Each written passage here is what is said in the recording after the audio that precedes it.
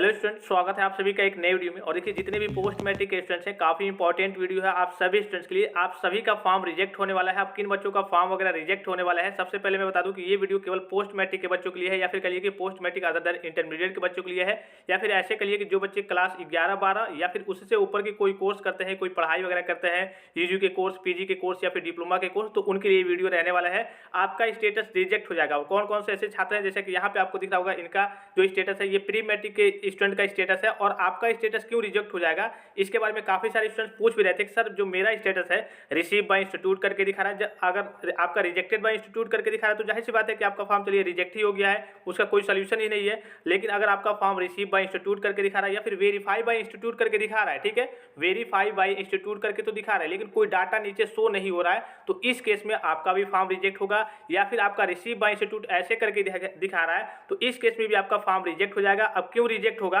कि जो आपका फॉर्म है आपने तो कॉलेज में सबमिट कर दिया है। सपोज कीजिए कि आपने फाइनल प्रिंट को कॉलेज में सबमिट नहीं किया है, तो वो तो अलग केस हो गया। चलिए, आपने फाइनल प्रिंट को कॉलेज में सबमिट नहीं किया तो आपका फॉर्म रिजेक्ट हो जाएगा। लेकिन आपने सबमिट कर दिया और कॉलेज वालों ने कोई एक्शन लिया ही नहीं है, कॉलेज वालों ने आपका फॉर्म फॉरवर्ड ही नहीं किया, वेरीफाई भी कर दिया है लेकिन फॉरवर्ड नहीं किया है, तो इस केस में भी आपका फॉर्म रिजेक्ट हो जाएगा। जैसे कि ये प्री मैट्रिक के बच्चे का स्टेटस है।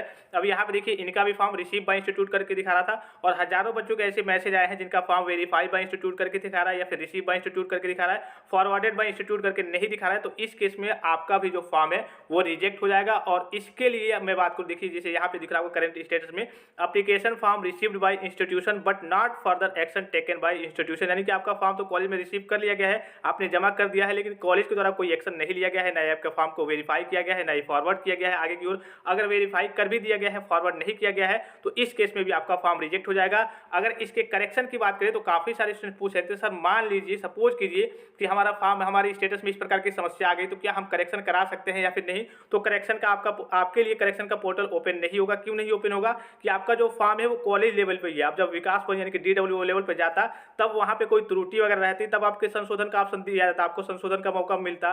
लेकिन यहाँ पे आपका जो फॉर्म है वो कॉलेज लेवल पे ही रह गया है, वहां पे वेरीफाई हो चाहे वेरीफाई ना हो, आगे की ओर फॉरवर्ड नहीं किया गया है। तो ऐसे जितने भी स्टूडेंट्स हैं जिनका कहिए कि रिसीव बाय इंस्टीट्यूट करके दिखा रहा है या फिर कोई और समस्या आ रही थी, रिजेक्टेड बाय इंस्टीट्यूट करके दिखा रहा है, तब तो बताने की जरूरत भी नहीं है, आपका डायरेक्टली रिजेक्ट हो जाएगा। और इस केस में अगर आपका रिसीव बाय इंस्टीट्यूट या फिर वेरीफाई बाय इंस्टीट्यूट करके दिखा रहा है, फॉरवर्ड नहीं किया गया है, यहाँ पे जो नीचे आपके गत वर्ष के प्राप्तांक, पूर्णांक और अटेंडेंस वगैरह होते हैं वो नहीं दिखा रहा है, तो इस केस में जितने भी पोस्ट मैट्रिक स्टूडेंट्स हैं उनका भी फॉर्म डायरेक्टली रिजेक्ट हो जाएगा और इसका कोई सोल्यूशन भी नहीं है। अगर कोई सोल्यूशन आता है, विभाग के द्वारा कोई नोटिस आती है, कोई जानकारी आती है, तो मैं आपको तत्काल प्रभाव से इन्फॉर्म कर दूंगा। पोस्ट मैट्रिक के स्टेटस के बच्चों की स्टेटस के बारे में बात करें तो आपको मालूम है कि आजकल में कभी भी आपका स्टेटस रिलीज हो सकता है। जैसे कि मैंने आपको पिछली वीडियो में ऑफिशियल नोटिस के माध्यम से बताया था कि आपका स्टेटस में क्या चल रहा है, अभी NIC के द्वारा स्क्रूटनी वगैरह जांच वगैरह हो रही है। अब अपडेट कर दिया गया है, आज के डेट में अपडेट कर दिया गया है। अब जब आपका ओपन हो, कल के डेट में ओपन हो या फिर कहिए कि आज रात को ओपन हो या फिर परसों ओपन हो, जब भी ओपन होगा मैं आपको तत्काल प्रभाव से इन्फॉर्म कर दूंगा। और भी कोई जानकारी चाहिए तो आप कमेंट करके पूछ सकते हैं। यूपी स्कॉलरशिप की रिगार्डिंग हर एक प्रकार की ऑफिशियल और ऑथेंटिक जानकारी के लिए आप सभी स्टूडेंट